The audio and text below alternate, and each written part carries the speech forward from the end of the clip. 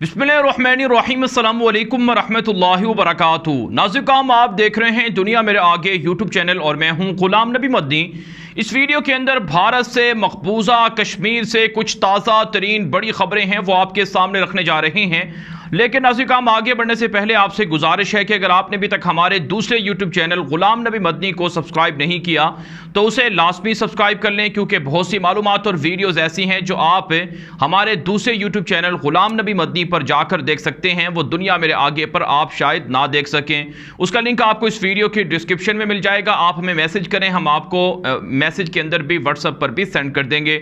नाज़िर भारत से मुख्तलिफ बड़ी बड़ी खबरें सामने आ रही हैं। आज जो एक बड़ी खबर सामने आई कि चाइना के हाथों भारतीय फौज की पिटाई हुई है। अब एक और बड़ी खबर सामने आ रही है कि मोदी दहशतगर्द पाकिस्तान की वजह से बड़ी तबाही से दो चार हो रहा है। खुद मोदी दहशतगर्द का इसमें अपना भी रोल है, उनकी जमात का भी किरदार है और आरएसएस के गुंडों का, दहशतगर्दों का भी रोल है। भारत इस वक्त दिवालिया हो रहा है, कंगाल हो रहा है, भूख से निढाल हो रहा है।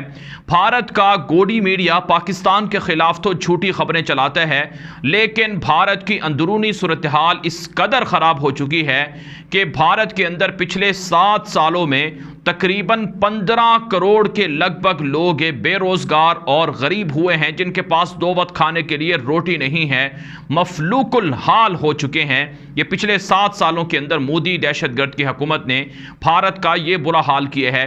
पिछले 7 सालों के अंदर मोदी दहशतगर्द ने भारत पर जो कर्जा चढ़ाया है उसका जो हुजम है, उसके जो अदाद शुमार हैं, फिगर्स हैं, वो ये बताते हैं कि मोदी के आने से पहले भारत पर 430 अरब डॉलर का कर्जा था, लेकिन मोदी के आने के बाद अब कर्जा तकरीबन 150 अरब डॉलर बढ़ चुका है। तकरीबन 570 अरब डॉलर से ज़ायद का भारत पर कर्जा हो चुका है। और अब नाज़िर जो एक और बड़ी खबर सामने आई है कि मोदी ने अब भारत की हुकूमत के जो असासे हैं, भारत की आवाम के जो असासे हैं, उन्हें भी फ़रोख्त करना शुरू कर दिया है। नाज़िर भारत के अंदर मोदी दहशतगर्द की करप्शन की गज़ब कहानियाँ पूरी दुनिया जान रही है, भारत की आवाम जानती है, लेकिन इसके बावजूद भी ये लोग थांस और धांधली से भारत पर इक़्तिदार हासिल किए हुए हैं। नाज़िर खबर ये सामने आ रही है कि भारत की मशहूर एयर इंडिया कंपनी को मोदी दहशतगर्द की हुकूमत ने फ़रोख्त कर दिया है।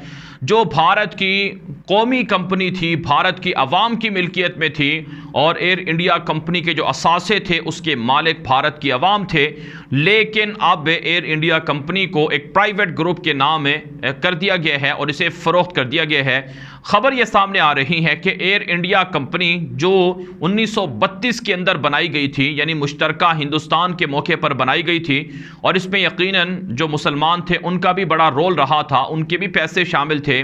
फिर नाज़िर 1932 के बाद जब आज़ादी हुई, बरतानिया यहाँ से भागा, तो 1953 के अंदर जवाहरलाल नेहरू के ज़माने में इस कंपनी को ख़रीदा गया था, एयर इंडिया को ख़रीदा गया था टाटा नामी मशहूर बिजनेस ग्रुप से।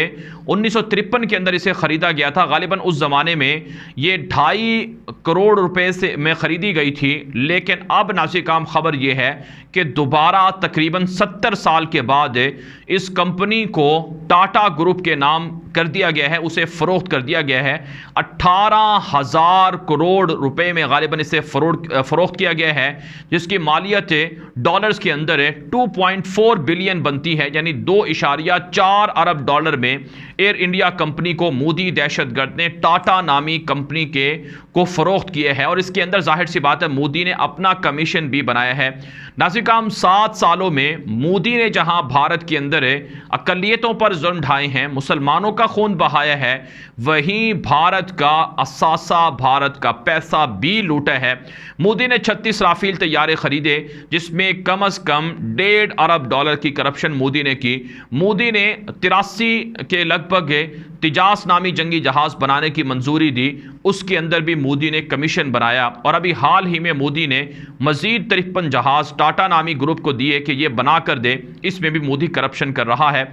ये जो आप भारत के अंदर बीजेपी को देखते हैं कि हर जगह पर बीजेपी कैंपेन चला रही है और इंतखाबात लड़ रही है और लोगों को अपने साथ मिला रही है, ये ऐसे ही नहीं है, बल्कि ये लोग पैसा लूट कर अवाम का और हिंदुस्तान का खजाना लूट कर ये लोग अपनी हुकूमत को मजबूत कर रहे हैं, अपनी जमात को मजबूत कर रहे हैं और ये लोग आरएसएस के गुंडों को फंडिंग कर रहे हैं।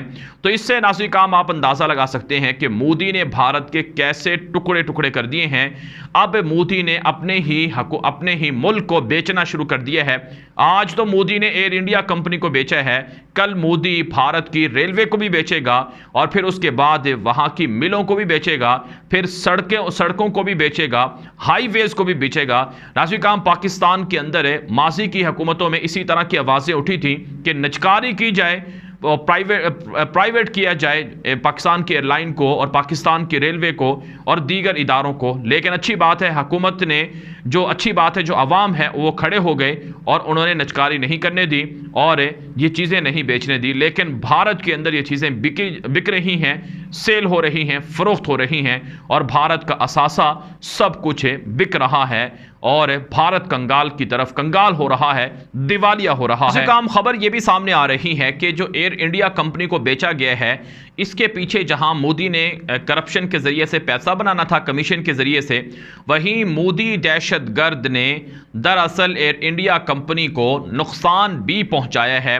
पाकिस्तान के साथ लड़ाई मोल ली, पाकिस्तान के साथ मोदी ने झगड़ा किया, पुलवामा अटैक के बाद पाकिस्तान के साथ इख्तलाफात करवाए, फिर कश्मीर के अंदर आर्टिकल 370 का फैसला करके, मुतनाज़ा फैसला करके पाकिस्तान के साथ तिजारती सफारती ताल्लुकात मुनक़ते किए, जिसकी वजह से एयर इंडिया कंपनी जो पाकिस्तान की एयर स्पेस से गुजर कर जाती थी उसको बड़ी मुश्किलात का सामना करना पड़ा और वो लंबे लंबे चक्कर काट कर जब जाती थी तो इससे उन्हें खसारा होने लग गया और खसारा इतना बड़ा कि कई अरब भारत की एयर इंडिया कंपनी पर कर्जा चढ़ गया और इसके अंदर से जो मुलाजिमीन हैं वो भी तनख्वाहों के बगैर रह गए और फ़्लाइटें भी मुअत्तल हो गई, जिसकी वजह से एयर इंडिया कंपनी तबाह हुई है।